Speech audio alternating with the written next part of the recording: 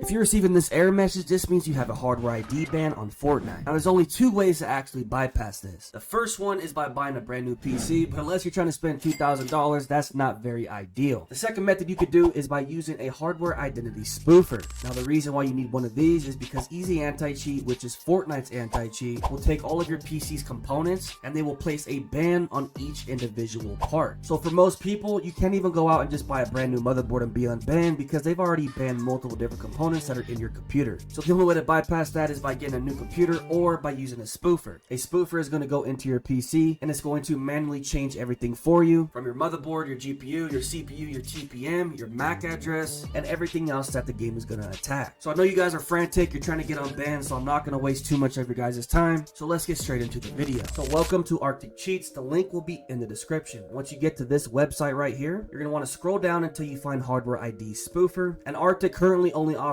one different spoofer, which is Trace, and there's going to be 3 different keys you guys can purchase. So depending on your personal needs, if you only want to be able to use the spoofer for 1 day, go ahead and get the 1-day key. If you want to have it for a whole month, go ahead and get the 29.90 key. So on the left side over here, this is all the spoofing list. This is everything you can spoof with this spoofer. When it comes to system and compatibility, as long as you're on an Intel or an AMD CPU and you're running Windows 10 or 11, which is pretty much everybody, you'll be just fine with this product. Now I know you guys are here for Fortnite, but if you are hardware banned on any other game, this will work on all the games that are listed here. So once you purchase the spoofer, it's going to bring you to a guide. You're going to want to go ahead and go to Trace. This is where all of your download installation steps are going to be. So your required downloads is obviously just going to be Trace, which is the spoofer. The only thing you guys have to do for the spoofer is you have to go to your Windows security, open up your virus and threat protection, go to manage settings and turn off real-time protection. If you do not turn this setting off, you're not going to be able to download the spoofer, so this is non-negotiable. Alright, so go ahead and go back to this page, and it's already telling you after you guys purchase, you'll receive your license key. A couple of the things I do want to mention to you guys is these 3 settings right here. Now for my personal PC, I did not have to do any of these, and I already don't have Vanguard or Faceit installed,